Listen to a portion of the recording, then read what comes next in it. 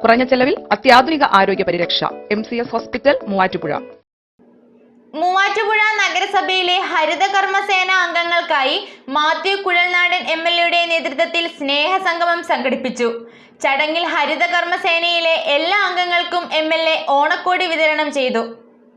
മൂവാറ്റുപുഴ നഗരസഭയിലെ ഹരിതകർമ്മസേനാംഗങ്ങൾക്കായി doctor Mathew Kuzhalnadan MLA നടത്തിയ സ്നേഹസംഗമം ശ്രദ്ധേയമായി മാറി. ഹരിതകർമ്മസേനയിലെ അംഗങ്ങളെ ചടങ്ങിൽ ആദരിച്ചു. എല്ലാ അംഗങ്ങൾക്കും MLA ഓണക്കോടി വിതരണം ചെയ്തു.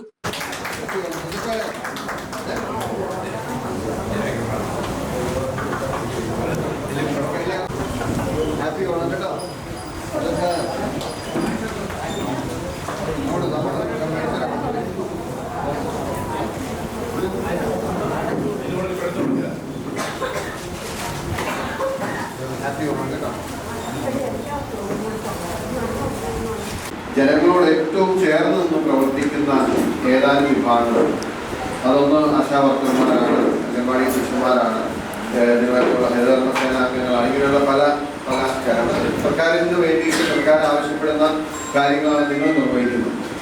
പക്ഷേ ആ വിഭാഗങ്ങൾക്കൊന്നും ഒരു വലിയ ആനുകൂല്യങ്ങളോ അല്ലെങ്കിൽ അവർക്ക് ഒരു വേണ്ടത്ര സാലറിയോ ഓണററിയോ അല്ലെങ്കിൽ അങ്ങനെയുള്ള സൗകര്യങ്ങളോ ഒന്നും സർക്കാർ കൊടുക്കുന്നില്ല. അതുകൊണ്ടൊരു ജനപ്രതിനിധി എന്ന നിലയിൽ അതുപോലുള്ള നിങ്ങളെപ്പോലുള്ളവരുടെ വിഷയങ്ങൾ കൂടുതൽ അറിഞ്ഞ് പഠിച്ച് മനസ്സിലാക്കുക എന്നുള്ളതാണ് ഇതിൻ്റെ ഒന്നാമത്തെ ലക്ഷ്യം.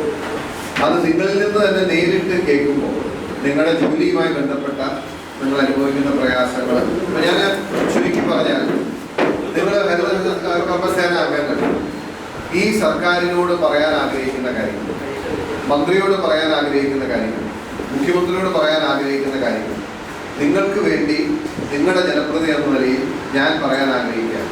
എൻ്റെ ഉത്തരവാദിത്വവും എൻ്റെ ദൗത്യവുമാണ്.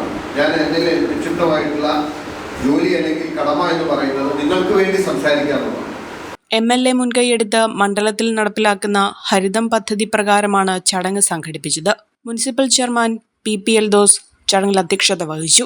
Vice chairperson Sini Biju, standing committee ചെയർമാൻമാരായ PM അബ്ദുൽ സലാം, ജോസ് കുര്യാക്കോസ്, കൗൺസിലർമാരായ ജോയ്സ് മേരി ആന്റണി, ജിനു മടയ്ക്കൽ, അമൽ ബാബു, അസം ബീഗം, ജോളി മണ്ണൂർ എന്നിവർ പങ്കെടുത്തു.